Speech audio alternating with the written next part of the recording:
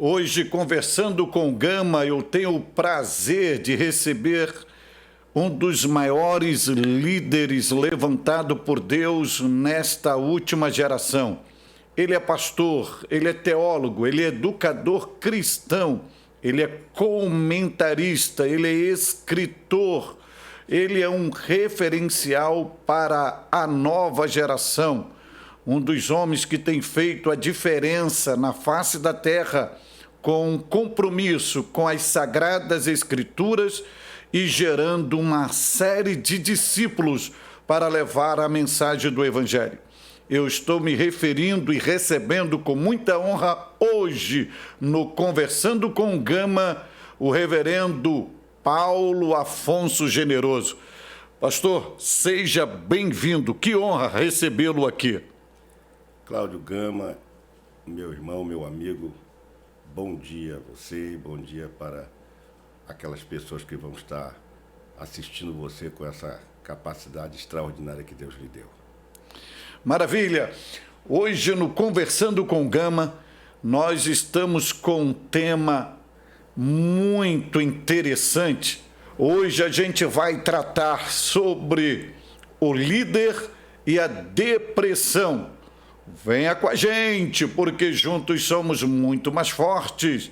E lembrando, olha, dê aí o seu like, se inscreva. Isso vai nos ajudar bastante. Somos uma família. Então, é interagindo, eu e você, você e eu, e juntos vamos nos tornando mais fortes. Conversando com Gama, num tema palpitante, bombástico, atual e que vai ao mesmo tempo proporcionar a você a ter meios, respostas e se situar diante desta situação ou desta enfermidade tão dramática que tem assolado muita gente, que é a depressão, e principalmente a liderança cristã tem sido evidenciado os sintomas da depressão. Como conviver com isso? Como assumir? Qual é a realidade? Qual é a postura? É fragilidade? É fraqueza? É falta de fé? É possessão demoníaca? Hoje, com o pastor Paulo Afonso Generoso, todas essas dúvidas têm a probabilidade de serem sanadas. Fique atento, tudo pode proporcionar para você um leque de respostas onde você poderá encontrar uma saída ou ajudar alguém que vive num drama, sendo refém desta enfermidade tão cruel, tão covarde que é a depressão. Pois bem, pastor Paulo Afonso, o senhor não é apenas um estudioso desta área das doenças psicossomáticas, mas o senhor também vivenciou da clínica pastoral, lida com essas pessoas, e eu pergunto ao senhor, como conviver o líder que está no dia a dia, tratando, principalmente no ministério eclesiástico ou pastoral, tratando com o rebanho e, de repente, ele percebe que ele está evidenciando os sintomas depressivos. Como conviver com isto? Meu irmão, meu amigo, pastor Cláudio Gama, é uma situação muito difícil, né? Porque eu fui acometido da depressão, fiquei em torno de 2 anos e meio sendo tratado, né? Com essa doença terrível chamada depressão.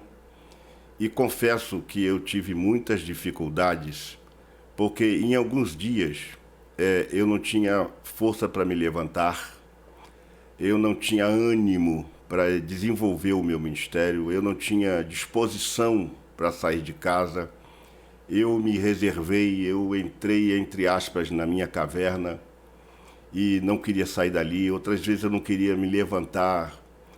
e foi um momento difícil. Mas quando eu percebi que aquilo que eu estava sentindo já não era uma tristeza decorrente dos embates naturais da vida ministerial, eu percebi isso, eu notei que aquilo era mais do que uma tristeza natural. Eu então falei, eu não posso ficar assim, mas a depressão é muito forte. Ela é tão forte que me abateu totalmente. E eu então entendi uma coisa que eu sempre ouvia as pessoas falarem, né? Primeiro, a depressão não é uma ação maligna. A pessoa não está oprimida, não está sofrendo pressão do demônio sobre ela. É uma doença natural. David A. Simas, no seu livro Cura para Traumas Emocionais, que é um dos livros que me ajudou a compreender um pouco a situação, ele fala sobre 3 graves problemas que surgem na área psicossomática, na área psicológica. Um deles é o perfeccionismo, o outro é a síndrome de desvalor e a autoimagem negativa. Satanás sempre vai atuar. Quando a pessoa sofre de depressão, Satanás também se vale desse momento para gerar, para produzir um tom maior da autoimagem negativa. E eu confesso que eu me depreciei muito. Eu me sentia um nada. E aquele sentimento de desvalor combinado com a depressão foi muito difícil de vencer. E eu então orava a Deus, orava sempre ao Senhor sobre isso. Algumas noites eu ficava 1 hora orando pela madrugada, pedindo a Deus para me curar. Mas, uma certa oportunidade, eu fui a um debate numa rádio. E no curso do debate, o tema era correlacionado com a depressão, não de depressão, mas tinha alguns aspectos. Então, naquele dia, eu falei publicamente que eu estava sofrendo de depressão. E quando eu falei isso, eu notei que a pessoa que estava dirigindo o debate tomou um susto e os outros 2 psicólogos que estavam na mesa também ficaram surpresos de eu falar isso numa rádio. Alguém disse, mas como o senhor teve a coragem de falar isso? Pois foi ali que eu iniciei o meu processo. Ou seja, eu não escondi que eu tinha um problema. Eu verbalizei, eu dei amplitude, eu falei assim, eu estou sofrendo de depressão e estou lutando para me vencer isso. Esse aí foi o começo, o pontapé inicial para mim conseguir superar isso mais lá na frente. Reverendo Pastor Paulo Afonso Generoso, o senhor tocou num ponto primordial. Por quê? O senhor é um teólogo, o senhor é uma pessoa pública, o senhor é um homem de revista, de jornal, de rádio, o senhor é um formador de líder, o senhor mentoria pastores, o senhor tem livros e tem uma geração que se inspira no senhor. E o senhor assumiu isto publicamente.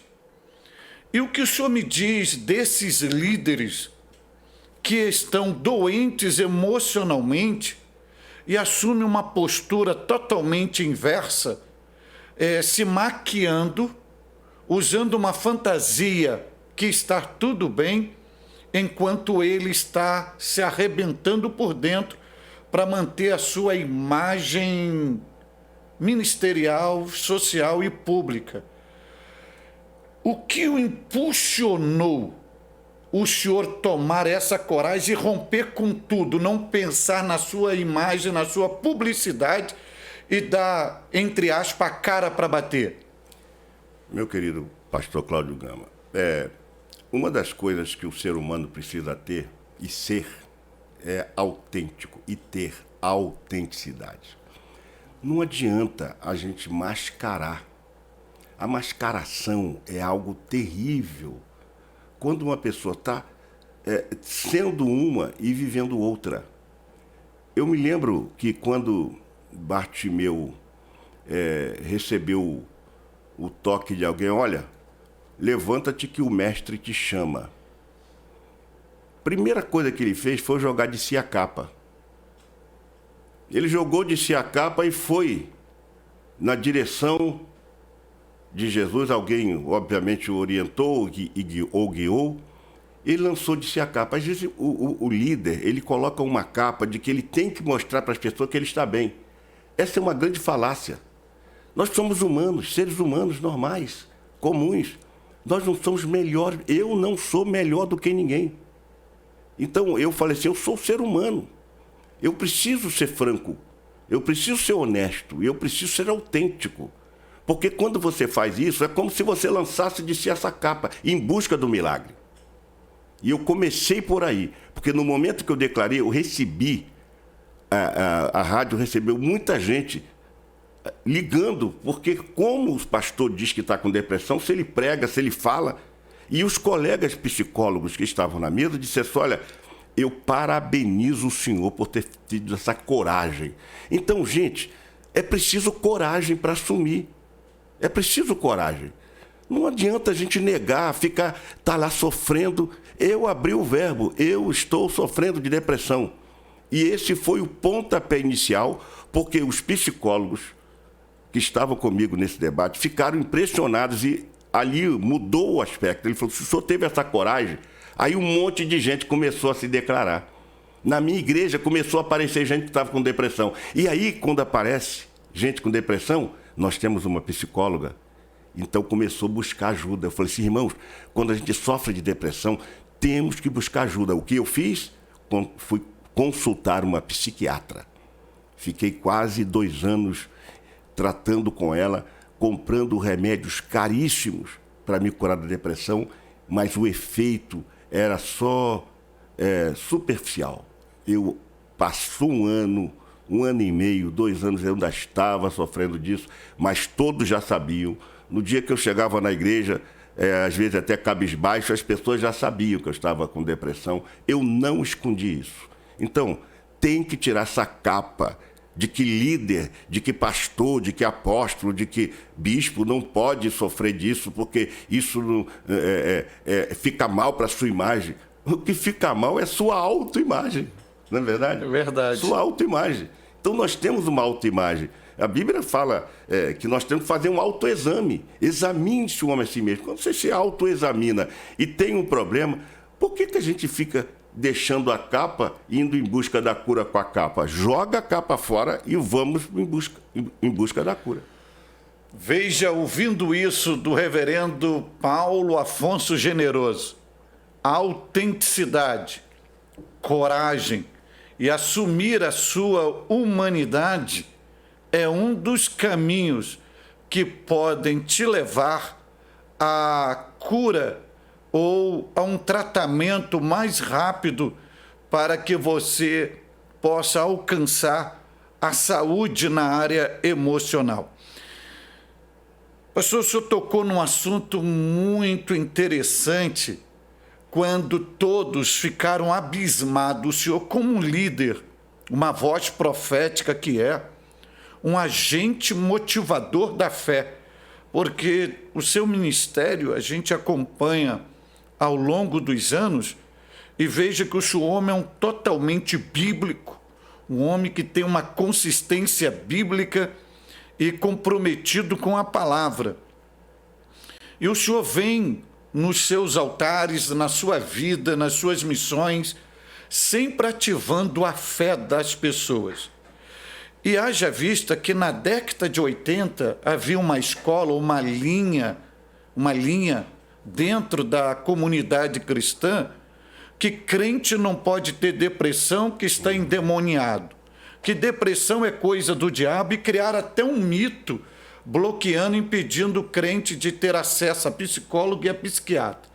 Aí eu pergunto ao senhor, o senhor que é um agente ativo da fé via a exposição da palavra, não levou um conflito de fé? O senhor que sempre ativou fé, pessoas que foram restauradas através do seu dom, do seu ministério, e de repente o senhor está diagnosticado com uma depressão. Até que ponto isto leva a um conflito de fé pessoal?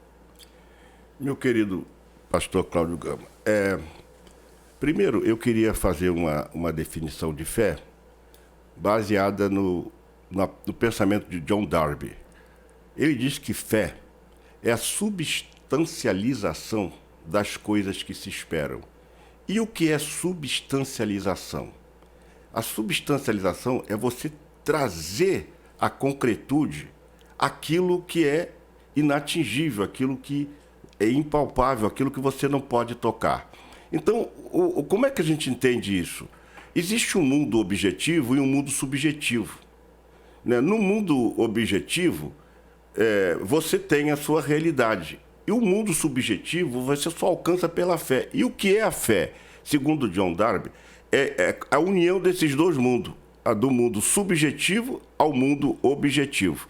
Então, não adianta a gente achar que a gente tem um problema e que a gente vai só esperar que haja um milagre sem que a gente use essa fé. E essa fé, ela não se vê, é impalpável. A fé não tem toque, ninguém vê a fé, mas ela se realiza numa atitude. E eu vejo, meu querido irmão, que quando eu estava já num momento muito difícil, eu tomando remédios caros, eu tinha que tomar uma atitude. E eu vinha lutando para debelar essa tristeza, porque dá uma angústia. A depressão, o problema da depressão é que ela te bota para baixo. E Satanás tem uma das mais poderosas armas de Satanás, é a autoimagem negativa.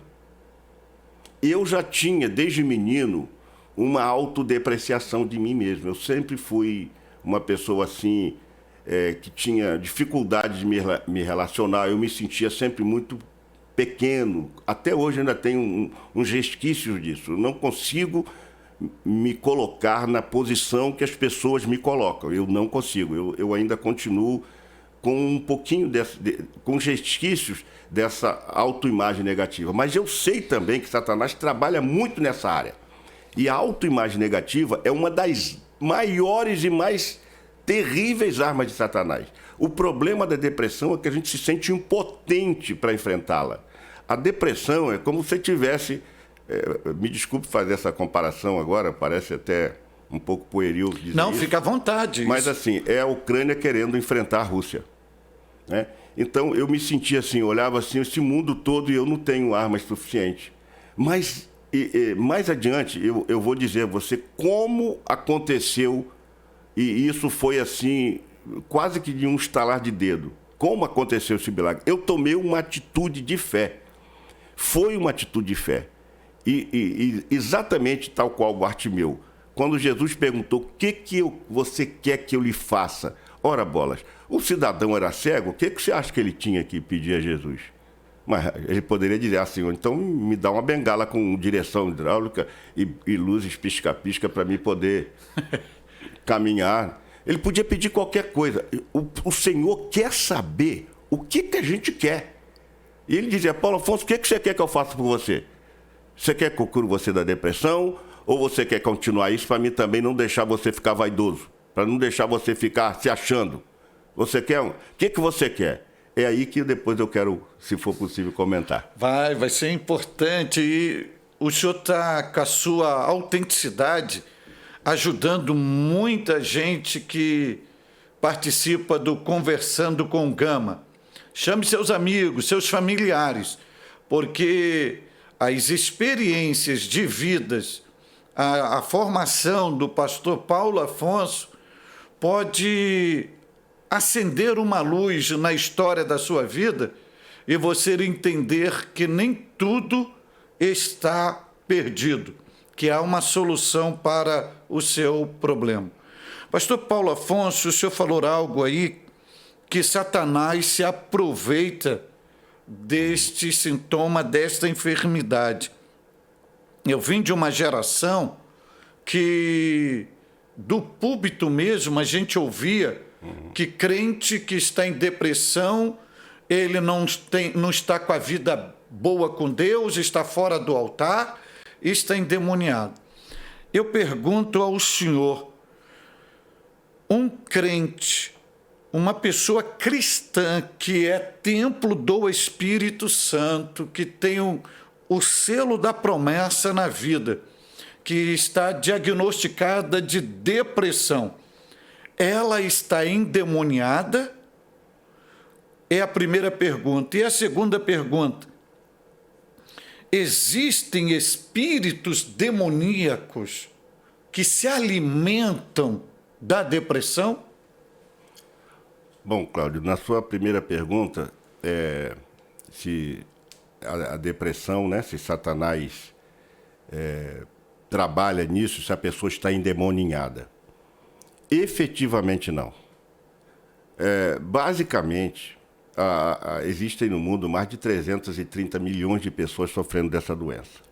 Então é uma doença comum, diagnosticada. Quando eu fui, na primeira consulta que eu fui com a minha psiquiatra, ela abriu o livro da Organização Mundial de Saúde e chegou lá e disse assim: olha, os sintomas do senhor, esse aqui. O senhor não tem isso, mas tem esse. Esse aqui já é um ponto de que indica que o senhor está com depressão. Ponto final. Ela declarou: o senhor está com depressão mesmo. Então nós temos que tratar.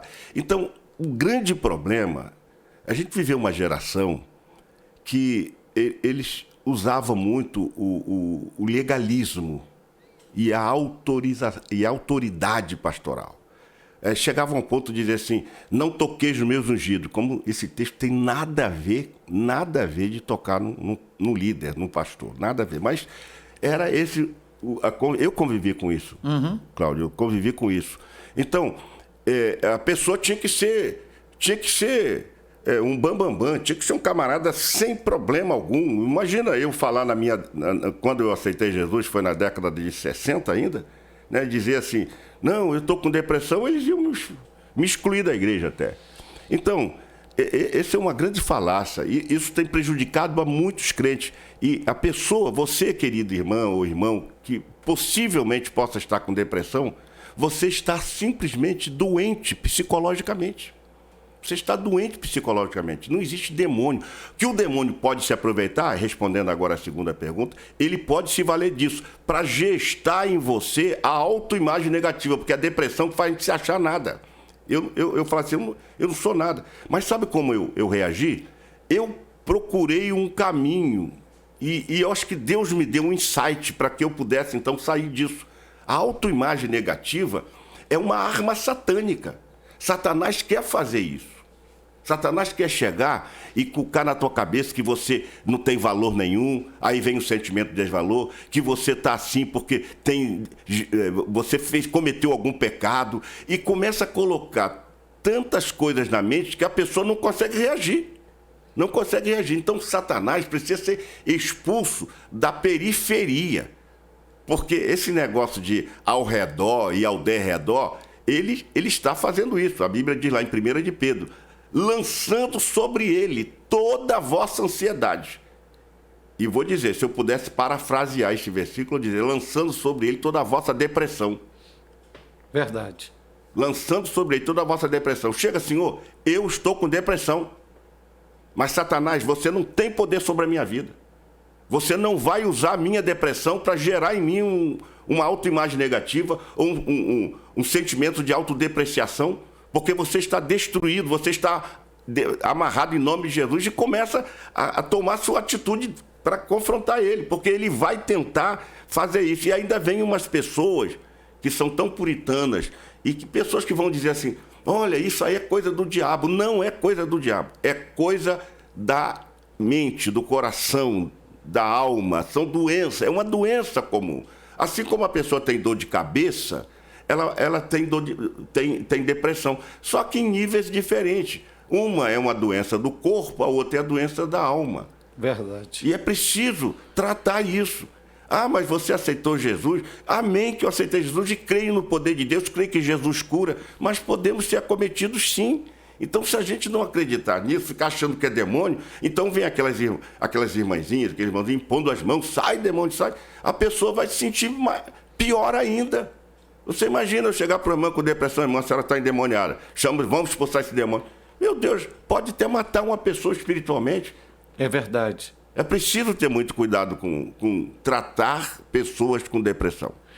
E os puritanos, quando eles não terceirizam, ou quando eles não dizem que é obra do diabo, eles assumam a posição de juiz, já condenando o indivíduo, dizendo que ele está em pecado. E não tem nada a ver com pecado. Na sua exposição, o senhor falou muito em autoimagem negativa, destrutiva, depreciativa. E o senhor falou que ao longo da sua história de vida, o senhor ainda tem esses requisitos. Quando a pessoa, ela no seu ambiente, no processo construtivo de vida, ela já carrega esses resíduos de uma autodepreciação, há uma possibilidade maior de uma porta ser aberta para ser instalada a depressão? Olha, eu acredito que sim, porque, me tomando como exemplo, eu nunca consegui me achar, assim como eu vejo, tem umas pessoas que se acham, né? Eu não consigo, eu sempre fui uma pessoa simples, humilde, tenho uma biografia e que eu resumo simplesmente servo de Deus. Minha biografia, em resumo, é isso: eu sou um servo de Deus. E como servo eu tenho que servir ao meu Senhor. Mas Satanás pode usar pessoas também para tentar inculcar isso, colocar isso no coração. E eu, certa vez, encontrei 3 pessoas no curso da minha vida que me lançaram essa imagem, lançaram essa proposta, que me lançaram essa seta: você não vai dar para nada. Outro disse assim: você ainda não se encontrou com a vida. E outro disse: você é burro. E quando eu ouvi essa palavra, você é burro, para vocês verem a força de uma palavra negativa, no dia 2 de maio de 1969. 2 de maio de 1969. Eu, entrando pela primeira vez no escritório de contabilidade, o dono do escritório me mandou registrar. Eu era servente de pedreiro. Como eu agora vou registrar um livro de entrada de mercadoria? Eu nunca lidei com livros, nunca lidei com aquilo. E quando eu comecei a escrever, eu tremia tanto que eu errei. E ele: você é burro. Aquilo marcou tão fortemente que eu disse para mim mesmo: eu vou provar para este homem que eu não sou burro. Porque Satanás ali foi me atacar com essa palavra. Porque ali eu podia dizer: vou desistir, pois eu me tornei tão mais inteligente no sentido de conhecer a matéria de contabilidade, que ele pediu para mim sair do escritório dele porque eu tinha mais capacidade do que ele ficou com medo. Foi quando Deus disse: olha, sai, porque eu tenho uma porta melhor para você. E realmente, Cláudio, eu fui mandado embora numa sexta-feira, na segunda-feira eu já estava fazendo o teste, na quarta-feira eu já estava empregado. E ali, eu quando comecei a fazer o teste, olha como é que Deus trabalha, numa empresa de engenharia, e quando eu estava fazendo o teste, já era 1h da tarde, o contador parece que queria almoçar e eu estava lá fazendo o teste. Eu trabalhava com aquelas máquinas com uma ligeireza incrível. E ele falou assim: pode parar. Eu falei, pronto, ele me desclassificou. Ele falou: o senhor está mandando eu parar porque já vi sua capacidade. Eu falei assim: quando eu posso começar? Hoje mesmo, se você quiser. Ali, Cláudio, foi uma mensagem de Deus para confrontar aquela mensagem que eu ouvi: você é burro. E ali Deus me levantou. Fiquei lá o tempo que Deus quis. E foi algo extraordinário que Deus fez com a minha vida ali. Interessante que há mais de 50 anos que o senhor ouviu: você é burro. E hoje, até hoje, esta palavra, vamos dizer, esta seta, se o senhor não tiver uma blindagem, com certeza, abre uma ferida no seu interior. O que uma palavra é capaz de fazer, de produzir tanto positivamente quanto negativamente?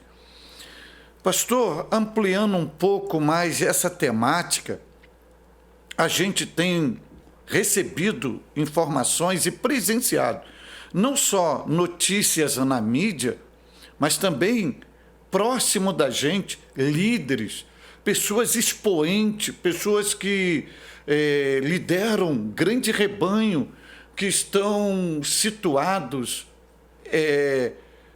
em locais bons, boas residências, uma família estruturada, e de repente a gente recebe a notícia que esses líderes perderam a batalha para a depressão, não somente líderes, mas até mesmo muitos cristãos, pessoas evangélicas, perderam a batalha para a depressão e optam pelo caminho do suicídio. Eu não sei se na sua trajetória o senhor já tratou de pessoas que alimentavam pensamento suicida. E o senhor que já vivenciou isso na pele. Houve um bombardeio, é a primeira pergunta, da depressão tão forte no senhor que ativou o pensamento suicida?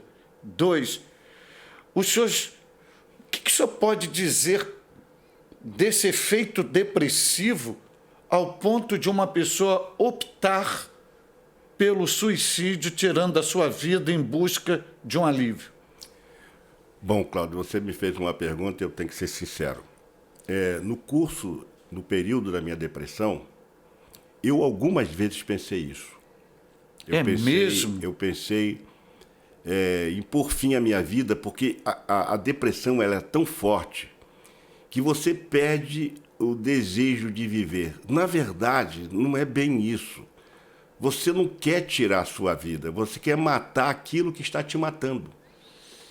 Esse é o grande problema. Você não quer se autodestruir, você quer destruir aquilo que está te destruindo. Então, o grande problema é que antes disso se realizar, a gente tem um escape, porque Deus sempre dará um escape. A questão é que nós precisamos pedir ajuda quando esses pensamentos começarem a sobrepairar sobre a nossa mente. Pedir ajuda imediatamente. Primeiro ponto, correr para os pés do Senhor e declarar para o Senhor: eu sou teu filho, eu sou teu servo, e eu não aceito que esta coisa que está me destruindo venha efetivamente me destruir. O Senhor é meu Deus, me socorre. A Bíblia diz: clama a mim. Há uma diferença entre a pessoa orar e a pessoa clamar. Orar, a gente ora até dirigindo o carro. Eu oro muito dirigindo o carro, vou para Barra, quando eu vou para a rádio, eu vou orando. Às vezes falando até alto, quem olhar do lado daquele homem está falando sozinho, estou orando. Agora, o clamor é quando diz lá em Lamentação de Jeremias: ponha a tua boca no pó, talvez assim haja uma esperança. Então, a gente chora, eu chorava, botava a minha boca no pó e chorava: Senhor, me socorre. Porque quando a gente pede socorro a Deus, Ele é socorro bem presente na hora da angústia. Naquela hora, no clímax, no momento ápice da sua depressão, eu tive esses pensamentos, vieram muitas das vezes no meu coração. Mas aí entra o outro aspecto, é quando Deus olha de uma forma para a gente, e a gente precisa receber esse olhar de Deus. Você é meu filho. E Satanás não tem poder sobre a tua vida. Você está blindado pelo Espírito Santo.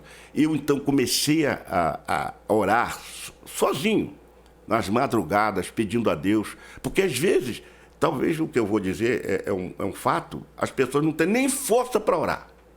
Mas mesmo que você esteja deitado, ore ali. Se você não conseguir clamar, ore, mas continue orando, porque Deus dará um escape. E esse sentimento acontece. Agora, algumas pessoas não resistiram, não buscaram ajuda, não quiseram, ficaram com aquela velha teoria de que isso é coisa que vai passar, que vai passar. Não, não é vai passar. Tem que passar. Então, eu tenho colegas que até hoje estão pensando isso, estão com depressão. Eles estão sendo tratados, mas estão com esses pensamentos. Eles confessam para mim: pastor, eu quero por fim a minha vida. Eu falo: você não vai fazer isso. Você é servo de Deus. Porque a depressão, às vezes, é tão forte que a pessoa não quer realmente se matar. Ela quer matar isso que está matando ela. Isso chegou a algumas pessoas. Infelizmente, alguns companheiros nossos puseram fim às suas vidas. Porque Satanás, ele não está afastado dessa realidade. Ele chega nesse momento, né, Você vê que quando Jesus estava no Getsêmani, não pensa que ele não estava lá olhando. Mas Jesus foi buscar uma coisa que o Atmani, eu amo quando eu leio esse livro do Atmani, que Jesus não estava buscando fazer a vontade dele, ele não estava ali com medo, ele não estava, Senhor, se possível, passe de mim este cálice. Sabe o que Jesus estava fazendo ali? Buscando qual é a tua vontade. O Senhor quer que eu vá à cruz, eu vou à cruz. Agora, se não for isso, eu passe de mim este cálice. Então, qual é a vontade de Deus para a nossa vida? Eu falei, Deus tem um plano com a minha vida e Satanás vai tentar frustrar esse plano. Nesse momento, é um momento de luta. Jesus agonizou, Jesus teve uma hematridose, o suor dele se transformou em gotas de sangue. Você imagina a agonia que ele estava. A agonia, antes do Calvário, antes da cruz, melhor dizendo. Então, a gente pode chegar nesse nível, mas Deus é socorro bem presente na angústia. Eu me lembro que um dia eu tomei uma decisão. Eu estava agoniado, eu estava angustiado. Você só me perdoe se eu me emocionar. Fica à vontade. Sabe por quê? Isso é experiência de vida, isso é cura para essas pessoas que nos acompanham. Porque foi tão lindo esse momento em que eu tenho meu escritório, eu tenho a minha caverna de Elias, né? Ali eu entro, eu tenho biblioteca. Mais de 60 bíblias. A minha mesa fica cheia de bíblias. Naquele dia eu entrei no meu escritório e falei, Deus, eu tenho um compromisso contigo. Deus, eu quero fazer a tua obra. Deus, eu estou assim. Me cura, Senhor. Aí tomei uma decisão. Pois eu agora vou contrapor a tudo isso. Eu agora vou enfrentar essa depressão. Meu irmão, foi eu falar isso. Primeira coisa que eu vou fazer, não vou mais tomar esses remédios. Aí abandonei os remédios. Remédios caros.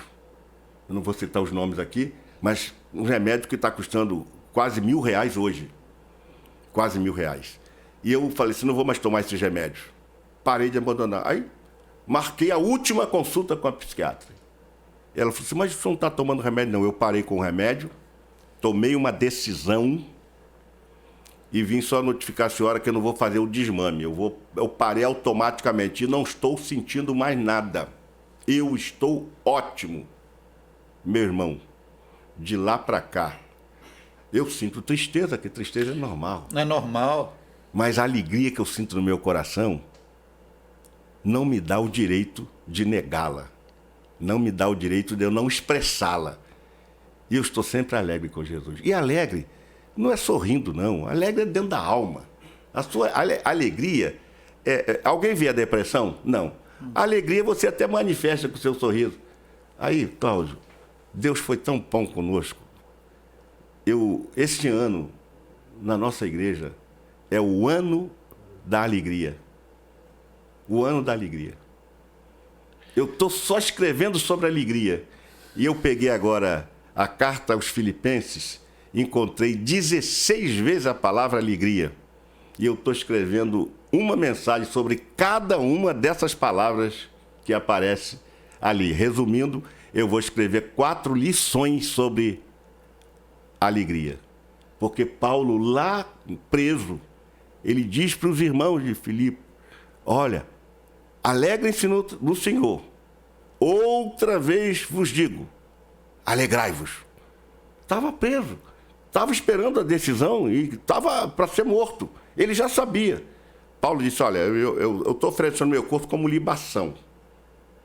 Mas sabe, alegrem-se no Senhor. Como um homem desse lá, que estava esperando a morte, estava incentivando tanto os irmãos de Filipos a se alegrarem. Ele fala assim, alegrem-se comigo. Aí vem Bengel, que diz assim, alegre-se no Senhor, sempre alegrem-se, ou alegrem-se sempre. É a tradução do texto, regozijai-vos no Senhor, regozijai-vos sempre. Então ele diz, alegre-se sempre, na tradução de Bengel. Então eu achei isso lindo, o homem preso, sendo já com tremendas dificuldades, sendo acusado pelos seus colegas. Ele sofrendo, e cada vez que aquelas pessoas o acusavam, ele se alegrava mais ainda, porque ele disse, olha, enquanto vocês estão me acusando, Deus está usando vocês para o evangelho expandir, porque todo mundo quer saber por que eu estou preso. Eu estou recebendo um monte de gente que quer vir me visitar. Por que eu estou preso? Por causa de Jesus Cristo? O que esse homem tem que me fez ficar preso? Então, Paulo, alegre-se no Senhor. Outra vez digo para vocês, alegre-se. Então, eu tomei uma decisão, e a minha decisão eu estou mantendo até hoje, com alegria no meu coração. Pois bem, veja a importância da veracidade. Também a importância de você ter uma postura. Um homem do perfil do quilate do pastor Paulo Afonso, generoso, assumir publicamente que veio o pensamento suicida para se livrar da sua dor, mas ao invés de se render a essas tentativas na sua consciência, ele tomou uma postura mostrando que a opção do suicídio nunca é a opção que vai trazer a resposta que você precisa. Mas quando a pessoa se posiciona, mesmo na sua fraqueza, e eu estou falando aí de Paulo, a importância de você estar intacto por dentro, porque Paulo também disse, sei estar abatido, passou por momentos muito dramáticos, mas essa postura que o senhor está testemunhando, dessa alegria, isso possibilita a gente ter fertilizante para que não sejamos refém dessa covarde doença, depressão, e levar a pessoa a uma fuga, e essa fuga, muitas das vezes, é a opção pelo suicídio. E falando no suicídio, pastor, teologicamente, existe duas linhas em evidência. Uma linha teológica defende que uma pessoa que opta pelo suicídio, ela não alcança a salvação. Outra linha teológica, ela defende a ideia que, desde que a pessoa abraçou a fé, e mesmo ela optando pelo suicídio, ela está salva. Eu pergunto ao senhor, pela sua experiência, pelo seu conhecimento sólido, tanto teológico, seus estudos, sua formação lhe possibilita isso. Teologicamente ou biblicamente, uma pessoa que opta pelo suicídio, ela está salva? Meu querido irmão Cláudio e pastor Cláudio Gama, é bem complexo a gente adentrar nessa discussão teológica, porque se você pegar na Bíblia as pessoas que se suicidaram, nenhum deles alcançou a salvação. Você começa com Saul, por exemplo. Saul se matou. Ele mandou aquele rapaz o atingir, mas porque ele talvez nem isso tinha força para se matar. Então, Saul, você tem Aitofel, você tem... Vamos pegar o último caso, Judas. A amargura é algo tão forte dentro do ser humano que o leva a cometer tal crime. Mas Paulo, sabendo que ele iria morrer, ele poderia então falar, olha, quando eu vou me suicidar. Pedro, quando foi preso e sabendo que no outro dia ia ser morto por Herodes, Pedro dormiu.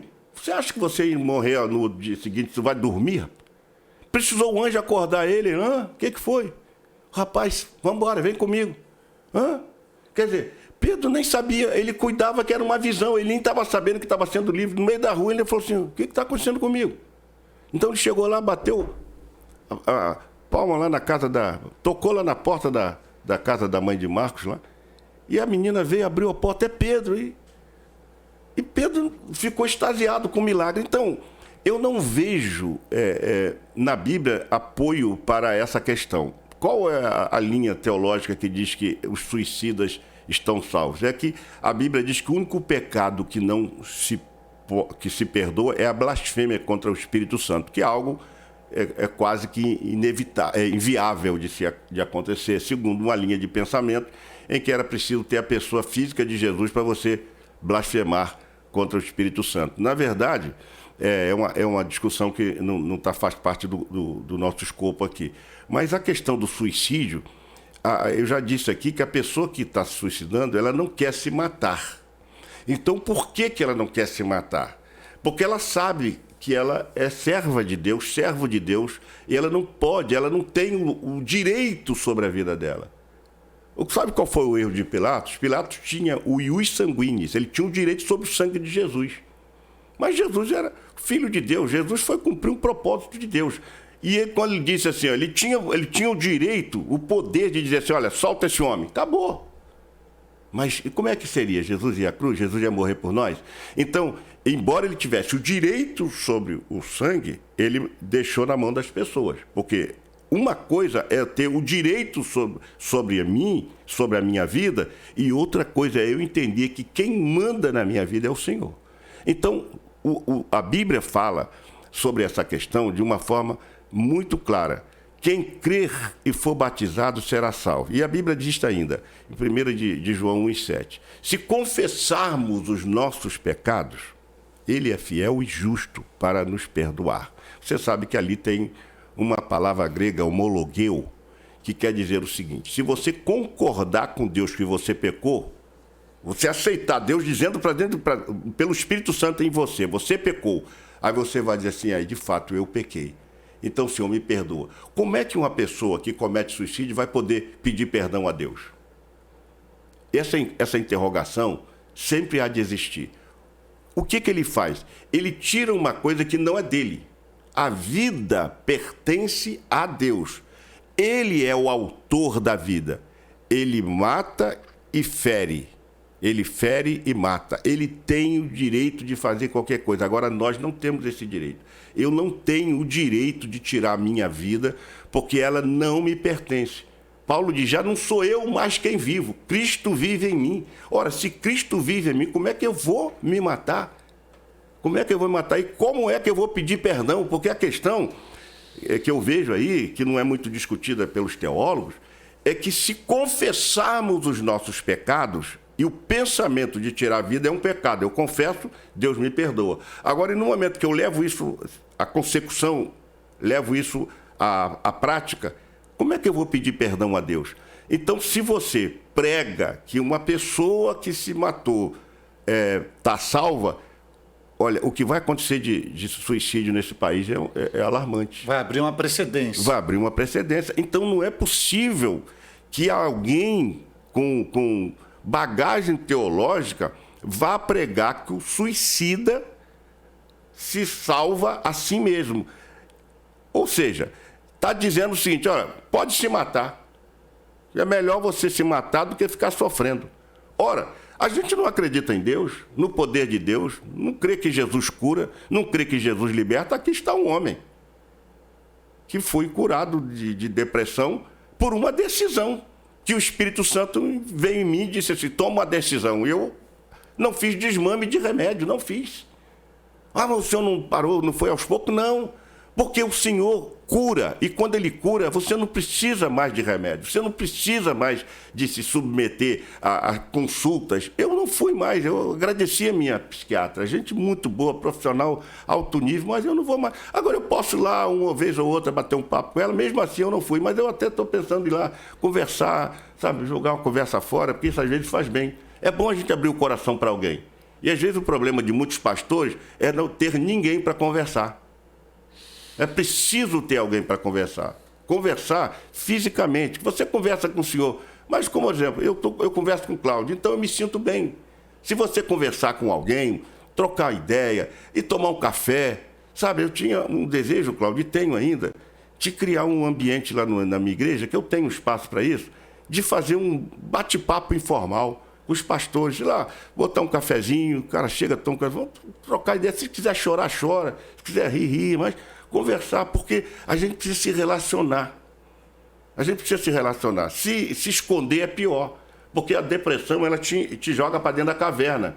Mas aí vem a voz de Deus, o que está fazendo aqui? Sai para fora que eu quero falar contigo.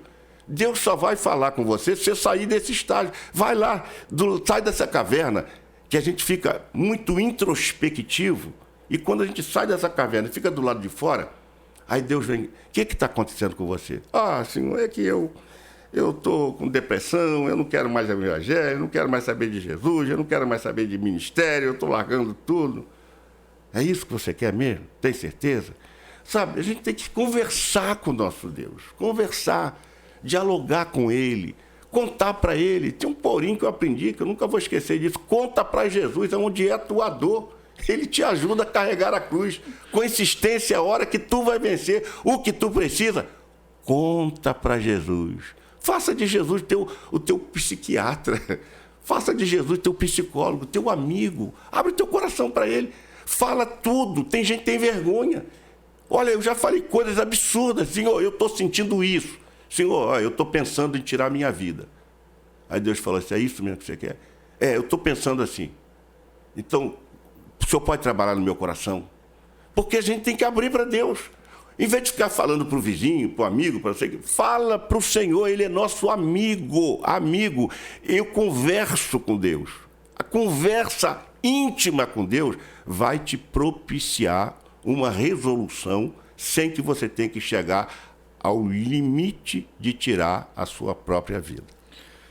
É interessante o que o senhor está expondo, porque tem muitos líderes, e a gente está trabalhando líderes, mas isso também não isenta muitas pessoas evangélicas que estão com a enfermidade, com a depressão, não querem assumir que estão deprimidas, começam a alegar uma série de coisas, e muitos deles se vestem de um personagem, de um super-homem, de uma Mulher Maravilha, de um Homem de Ferro, de um Hulk, de um Homem-Aranha, onde ele possa superar tudo, mas não assume que está doente.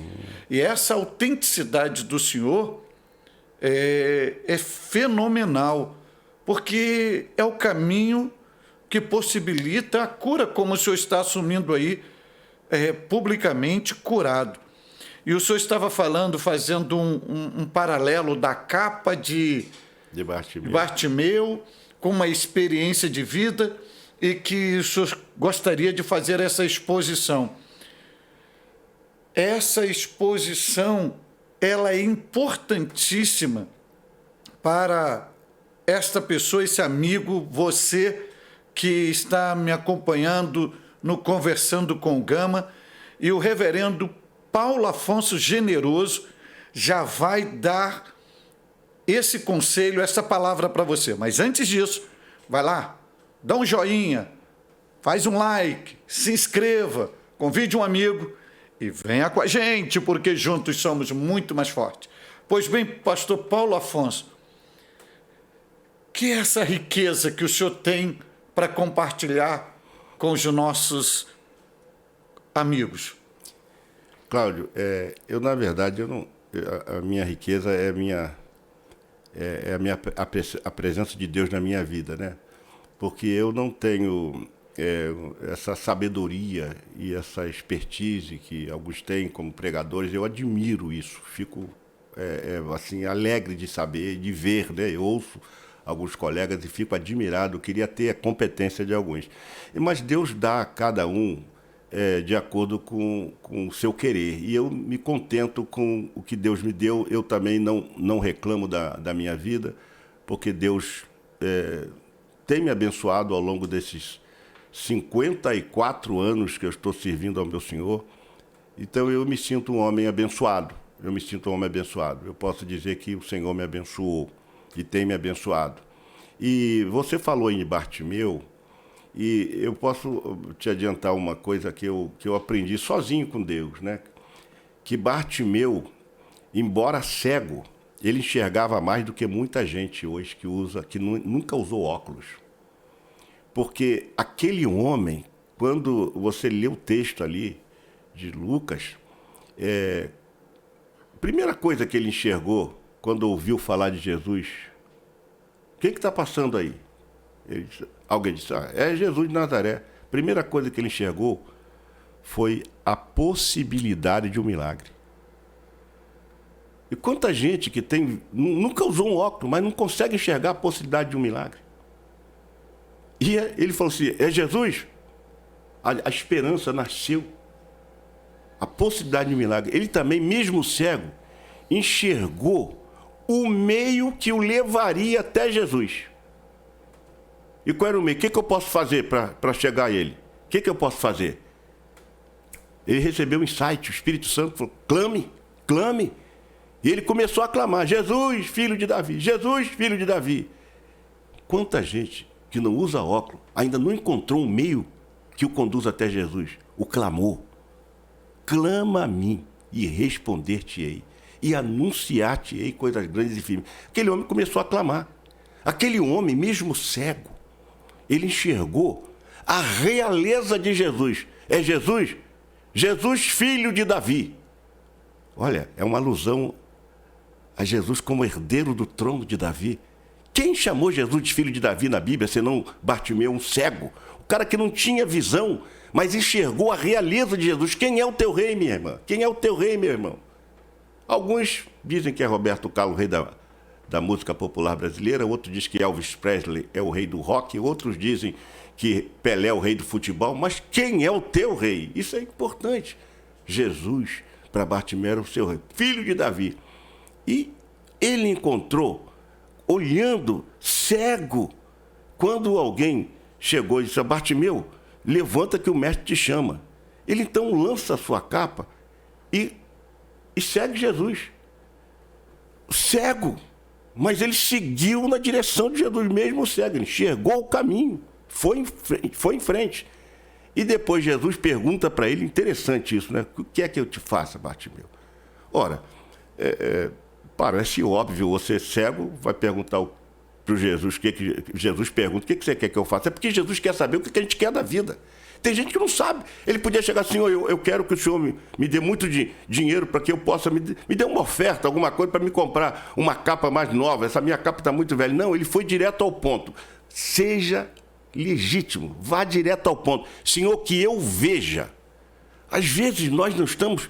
Nós estamos vivendo a geração pior do que a de Bartimeu. Bartimeu, que eu vejo, ele queria ver. Ao Senhor, então vê. A tua fé te salvou. Olha como é que termina o texto. E ele seguiu Jesus, estrada fora.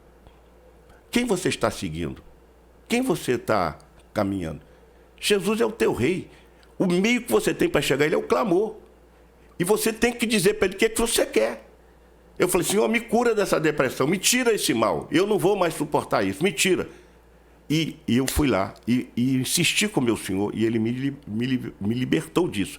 Ele vai libertar você também, com certeza que vai, porque ele é Senhor de todas as coisas. Ele é o Jeová Rafa. Ele não tem especialidades, ele é especialista em todas as especialidades, porque ele é o Jeová Rafa, o Senhor que te sara, física, moral e psicologicamente. Olha, uma série de ferramentas terapêuticas que podem lhe ajudar nesse processo que você está atravessando desde que você foi diagnosticado com esta doença chamada depressão. Reverendo Paulo Afonso Generoso, está muito salutar, mas está chegando o nosso momento final. Olha, vamos ter outras oportunidades, mas eu gostaria de perguntar ao senhor, o senhor não está somente dando teoria aqui, fazendo exposição teórica, mas o senhor está, no seu conhecimento técnico, fundamentando todo o seu argumento na sua própria experiência de vida.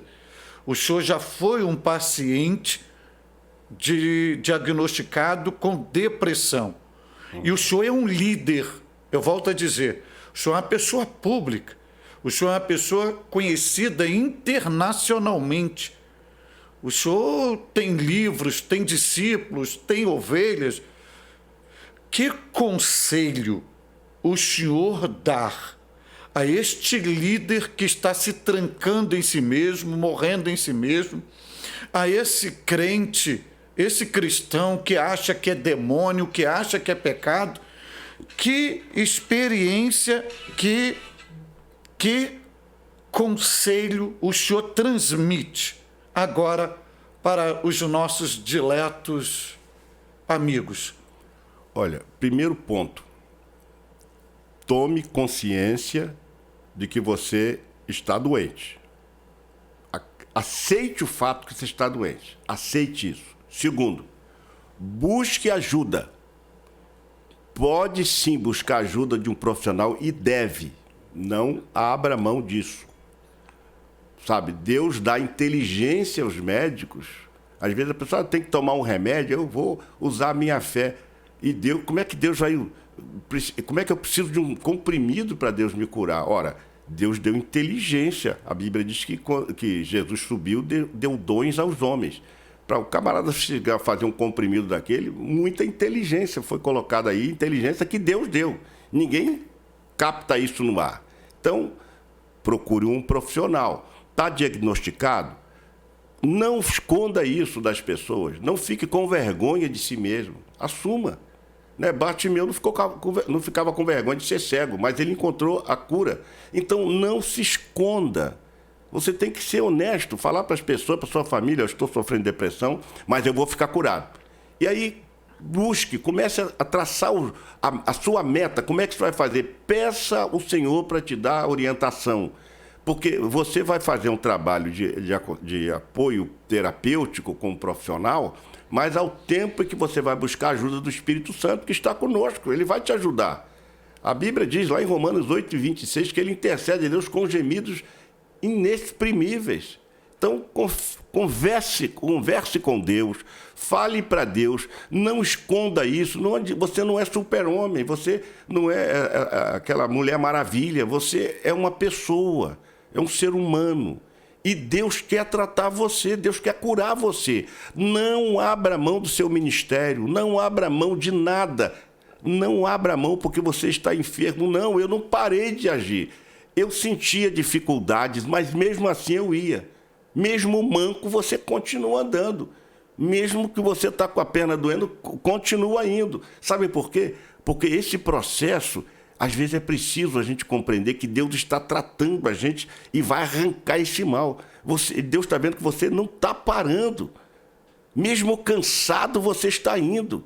Mesmo desanimado, você está lutando para buscar o ânimo. Então não se entregue. Porque se você se entregar, é tudo que Satanás quer, bater palma lá, vencer mais um crente. Você não é um perdedor, você é um vencedor. Você é um vencedor em Cristo Jesus. Eu declaro isso em nome de Jesus. Você vai sair dessa situação, você vai dar glória a Deus.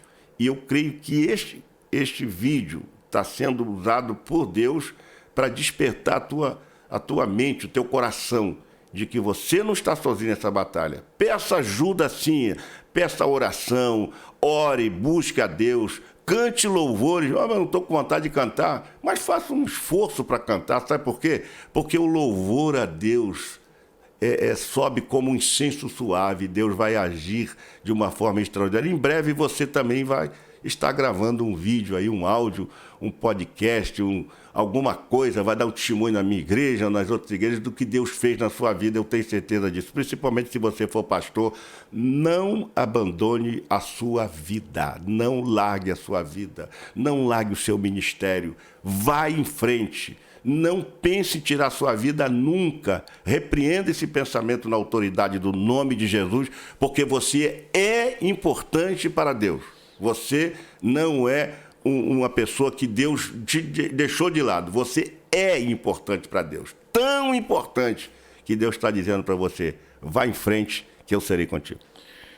Reverendo Paulo Afonso Generoso, eu me sinto totalmente honrado por estar recebendo Vossa Senhoria no Conversando com Gama.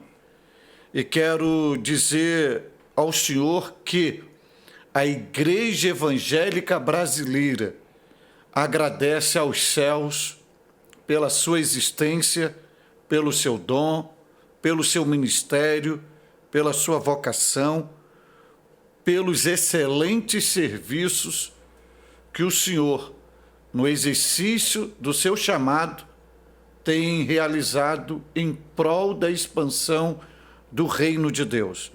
Não tenho palavras para agradecê-lo por aceitar o meu convite de estar aqui hoje conversando com o Gama. E é um homem que eu indico para pregar na sua igreja, para mentorear, para escolas bíblicas, para participar dos eventos. Pastor Paulo Afonso Generoso, uma pessoa que eu admiro, que eu tenho como referencial, leio os seus escritos e procuro me modelar baseado nos seus princípios. Se o senhor desejar colocar um contato para o pessoal te convidar para o senhor ir nas igrejas, nos congressos, dar palestra, ensinar, fique à vontade. Antes de eu fazer isso, eu queria deixar um versículo para essas pessoas que estão sofrendo de depressão, que está em Miqueias 7:8, que diz assim: ó inimiga minha, não te alegres a meu respeito, ainda que eu tenha caído, levantar-me-ei, e se morar nas trevas, o Senhor será a minha luz. Guarde esse texto no seu coração, porque isso é uma palavra de Deus para você. E se alguém quiser manter um contato comigo, é 99-628-9191. Eu sou o telefone da minha filha, que administra a minha vida, né? 99-628, Salmo 91, Salmo 91. Lembrando que o DDD é 21, Rio de Janeiro, 996289191. Leve este homem de Deus que ele vai ser bênção, como tem sido para nossa cidade. Olha, maravilha. Pastor Paulo Afonso, num podcast, no Conversando com Gama, inédito mesmo.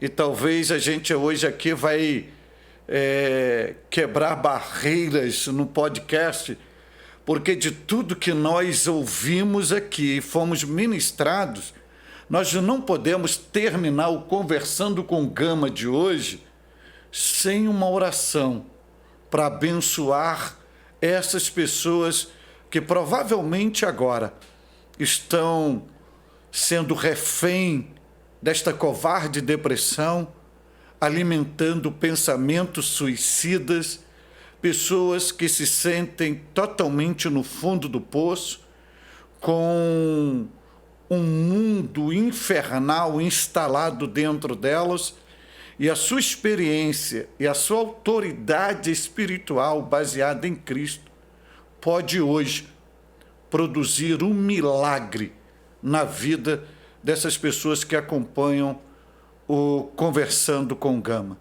Fique à vontade, pastor. Tenho que orar. Você que está em casa, que está com essa dificuldade, com esse problema, coloque a mão no seu coração e nós vamos orar. Senhor Deus, entramos na tua doce presença pelos méritos sacrossantos de Cristo Jesus, o nosso Senhor. E te agradecemos por tudo, pela oportunidade que o Senhor nos dá de falar para muita gente, centenas, quiçá milhares de pessoas que estão agora nos assistindo, pessoa que está do outro lado, ó Deus, sofrendo de depressão, de angústia e não sabe o que fazer da vida. E neste momento, a nossa oração em prol desta vida preciosa, Senhor, entra na sua mente, no seu coração, dá a ela o discernimento e o entendimento, a compreensão, e dá também, ó Deus, a expertise para ela sair fora através da oração, do canto, do louvor, da adoração.